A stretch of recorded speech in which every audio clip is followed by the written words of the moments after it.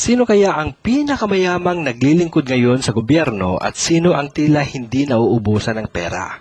Kasama kaya dito ang ating Pangulo o mga senador o kaya naman ang mayor sa inyong lungsod?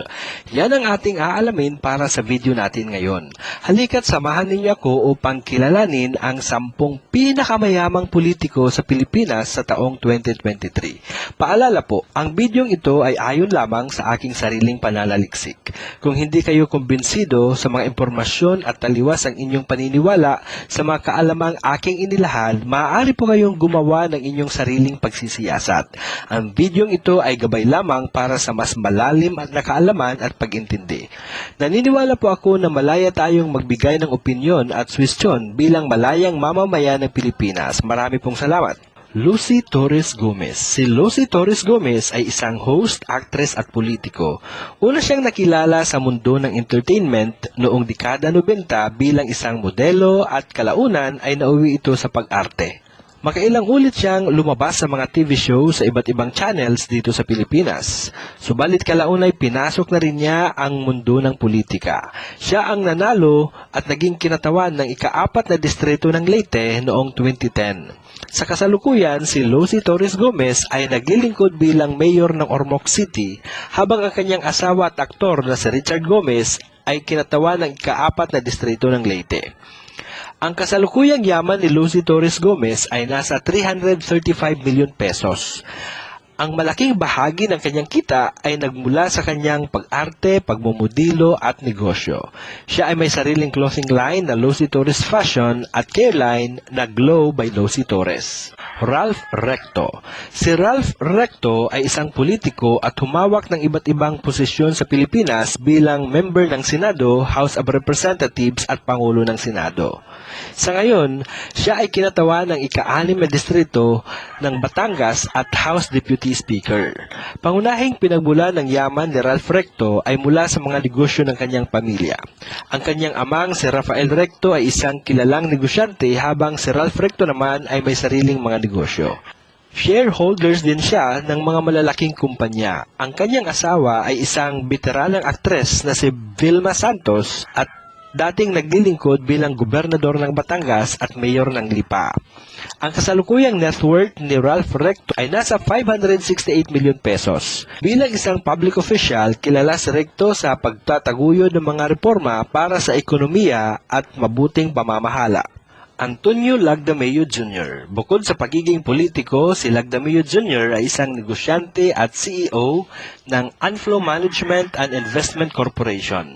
Ang negosyong ito ay nakatuon sa pagpapaunlad ng real estate at agribusiness at power generation. Siya ay dating member ng House of Representatives bilang kinatawan ng Davao del Norte. Sa kasalukuyan, siya ay naglilingkod bilang Special Assistant to the President ni Pangulong Ferdinand Marcos Jr. Ang kanyang asawa na si Don Zulueta na isang veteranang aktres ay aktibo pa rin hanggang ngayon sa showbiz. Ang pangunahing pinagmula ng yaman ni Lagdameo Jr. ay nagmula sa negosyong real estate, agribusiness at iba pang negosyo. Isa din siya sa mga shareholders ng mga kilalang negosyo sa Pilipinas. Sa ngayon, ang kanyang yaman ay tinatayang nasa 714 milyon pesos. Alfredo Benitez. Si Benitez ay isang Filipino-Amerikanong politiko at negosyante at kasalukuyang naglilingkod bilang mayor ng Bacolod City. Siya ay dating kinatawan ng ika-3 distrito ng Negros Occidental sa loob ng 3 sunod-sunod na termino. Siya ay tinuturing na isa sa pinakamayamang kongresista sa Pilipinas. Sa kasalukuyan, siya ay may net worth na aabot ng 1.2 billion pesos. Si Benitez ay may-ari ng negosyong may kinalaman sa gaming, resort, media at entertainment. Robin Padilla. Si Robin Padilla ay isang veteranong action star noong kasagsagan ng dekada 90. Isa din siyang producer at martial artist. Isa siya sa pinakasikat at pinakamatagumpay sa kasaysayan ng pelikulang Pilipino. Siya ay nanguna sa halalan noong nakaraang eleksyon sa pagkasenador noong 2022. Ilan sa mga sikat na pinagbidahan niyang pelikula ay ang Bad Boy, Maging Sino Ka Man kasama si Sharon Cuneta at Lavisa Luca na talaga namang humataw sa takilya. Kilala rin si Robin Padilla sa kanyang pakikilahok sa mga usaping panglipunan, panrelihiyon at pangpolitika. Marami ang nag-aakala na mula nang lumamlam ang karera niya sa showbiz ay kasabay nito ang paghihirap niya sa buhay. Subalit nakakagulat na kasama siya sa ating mga listahan. Pangunahing pinagkukunan ng kanyang kayamanan ay galing sa kanyang pag-aartista, pagmomodelo at bilang movie producer.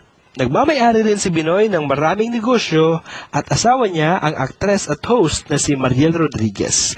Sa kasalukuyan, ang kanyang yaman ay tinatayang aabot ng 1.2 billion pesos. Raffy Tulfo. Si Tulfo ay kilalang mamamahayag, radio at television personality, social media influencer at kasalukuyang senador ng Pilipinas. Pangunahing pinagkukunan ng yaman ni Raffy Tulfo ay mula sa pagiging broadcast journalist at social media influencer.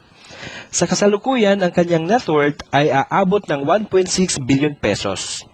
Kasalukuyan din siyang host ng kanyang mga programa sa radyo at TV kagaya ng Wanted sa Radyo at Raffy Tulfo in Action na talaga namang patok na patok sa kanyang mga taga-subaybay. Ang mga programang ito ay naglalayong matulungan ang mga pangkaraniwang tao at mamamayan at malutas ang kanilang personal at legal na mga problema. Mark Villar. Bukod sa pagiging negosyante, si Mark Villar ay isa ring politiko na dati ring kalihim ng DPWH at ngayon ay isang senador. Anak siya ni dating House Speaker at dati ring senador na ngayon ay isa ring negosyante na si Manny Villar at kasalukuyang senador na si Cynthia Villar. Bago maglingkod bilang sekretary ng DPWH noong 2016, si Mark Villar ay dati ring member ng House of Representatives bilang kinatawan ng Las Piñas mula 2010 hanggang 2016.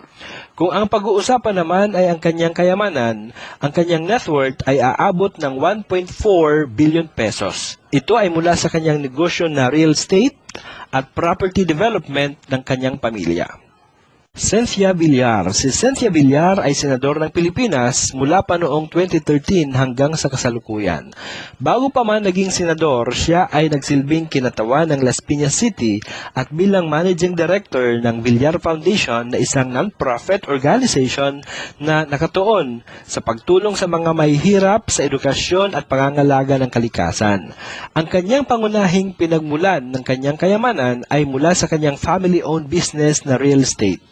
Ayon sa ulat, tinatayang nasa 3.8 billion pesos ang kanyang kayamanan. Ang kanyang asawa na si dating Senador Manny Villar ang siyang nagpasimula ng Vista Land and Lifescapes Incorporated, isa sa pinakamalaking real estate developer sa bansa. Ayon sa Forbes, si Manny Villar ay may net worth na $7.2 billion at tinanghal na pinakamayamang Pilipino mula pa taong 2021 hanggang taong 2023. Mikey Romero. Si Mikey Romero ay isang negosyante at entrepreneur. Miyembro din siya ng House of Representatives bilang kinatawan ng One Pacman. Si Romero ang president ng Global Port 900 Incorporated at pagmamay-ari niya ang Northport Batang Pier Basketball Team sa PBA. Siya din ang CEO ng Harbor Center Port Terminal Incorporated, isa sa nangungunang pantalan sa Pilipinas na matatagpuan sa Maynila. May interest din siya sa iba't ibang industriya tulad ng pagmimina, hotels, and transportation at may stake din siya sa AirAsia Philippines at Seas Airways. Ang kanyang yaman ay tinatayang nasa 6.9 billion pesos na nagpapakita sa kanyang pagiging isa sa pinakamayamang tao sa Pilipinas. Ferdinand Marcos Jr. Siya ay anak ni dating Pangulong Ferdinand Marcos Sr. at Imelda Marcos. Naglingkod siya sa iba't ibang posisyon sa pamahalaan tulad ng pagiging member ng mababang kapulungan ng Kongreso, Gobernador ng Ilocos Norte at Senador. Sa kasalukuyan, siya ang ika-17 Pangulo ng Pilipinas na nanalo lamang noong nakaraang taon. Ayon sa lumabas na ulat, ang yaman ng pamilya Marcos ay umaabot sa 13 billion US dollars. Ganon pa man, matapos mabuwag ang rehimeng Marcos noon, maraming bahagi ng kanyang yaman ang nakumpiska ng gobyerno. Sa kasalukuyan, walang malinaw na ulat sa kasalukuyang yaman ni Pangulong Marcos, pero ayon sa mga lumalabas na ulat, ito ay nasa 437 million pesos.